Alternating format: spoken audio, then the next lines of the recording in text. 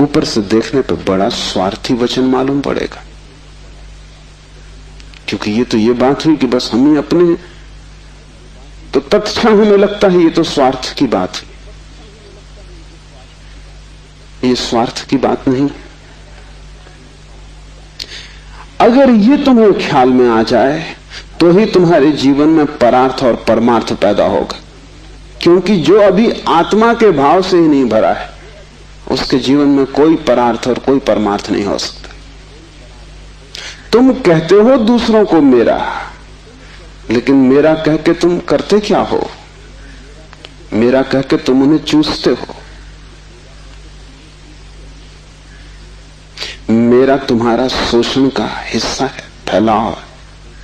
जिसको भी तुम मेरा कहते हो तुम उसे गुलाम बनाते हो, तुम उसे अपने परिग्रह में परिवर्तित कर देते हो। मेरी पत्नी, मेरा पति, मेरा बेटा, मेरा पिता, तुम करते क्या हो? इस मेरे के पीछे, इस मेरे के पर्दे के पीछे तुम्हारे संबंध का मूल आधार क्या है? तुम चूसते हो, तुम शोषण करते हो, तुम दूसरे का उपयोग करते हो।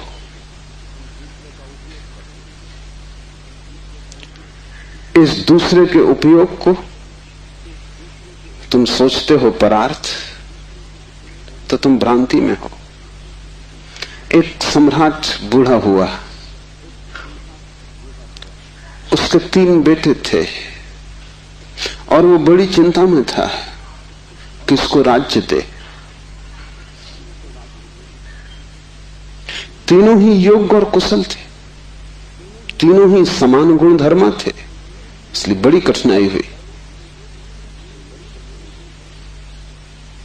उसने एक दिन तीनों बेटों को बुलाया और कहा कि पिछले पूरे वर्ष में तुमने जो भी कृत्य महानतम किया हो, एक कृत्य जो पूरे वर्ष में महानतम हो, वो तुम मुझे कहो। बड़े बेटे ने कहा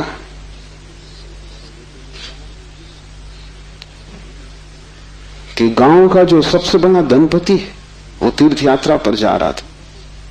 उसने करोड़ों रुपए के हीरे जवाहरात बिना गिने, बिना किसी हिसाब किताब के, बिना किसी दस्तखत लिए मेरे पास रख दिए और कहा कि जब मैं लौट आऊंगा तीर्थ यात्रा से मुझे वापस लौटा देना। चाहता मैं तो पूरे भी पा जा सकता था, क्योंकि न कोई लिखा पढ़ी थी, न कोई गवाह था। इतना भी न करता तो थोड़ा